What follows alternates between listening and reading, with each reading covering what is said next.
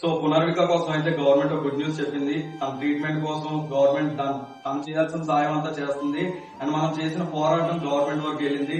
So మనం ఇప్పుడు చేయాల్సిన పని ఇక్కడ నుంచి ఫండ్ కలెక్షన్ అయితే ఆపేసి ఎవరైతే ఫండ్స్ ఇప్పటి వరకు కలెక్ట్ చేశారో అవన్నీ ఒక చోట చేర్చాల్సిన సమయం అయితే వచ్చేసింది. సో అనకాపల్లి నుంచి మేము మా క్రియేటర్స్ తరఫు నుంచి మేము ఒక 3 days కష్టపడి 2,22,000 చిల్లర అయితే మేము సంపాదించాం.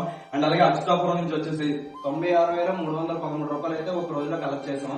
అండ్ మేడం అలాగే అకాడమీ నుంచి కూడా పిల్లలతో రాత్రి పగలు కూడా ఓన్లీ లేడీస్ కష్టపడి వాళ్ళు 1,24,000 వరకు కలెక్ట్ చేశారు. సో మేమందరం అయితే పాప కోసం ముందుకొచ్చి ఈ మనీ అంతా కలెక్ట్ చేసాము. సో ఈ చుట్టుపక్కల ఉన్న వాళ్ళు ఎవరైనా సరే మీరు పట్టుకెళ్లి మనీ ఇవ్వగల స్తోమత ఉంటే మీరు పట్టుకెళ్ళచ్చు.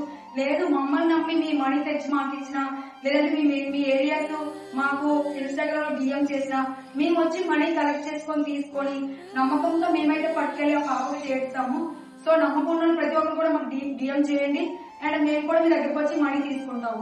సో మేము ముగ్గురు కలిసి ఎవరి విలేజెస్ లో వాళ్ళు మొత్తం టోటల్ గా మా దగ్గర 4,44,000 చిల్లర అయితే ఉంది. సో మనం పాప కోసం కలెక్ట్ చేసిన ప్రతి రూపాయి పాపకు అందేలా చేద్దాం. అండ్ పునర్విక పేరుతో ప్రతి రూపాయి కలెక్ట్ చేసి పునర్విక బతికేలా చేద్దాం.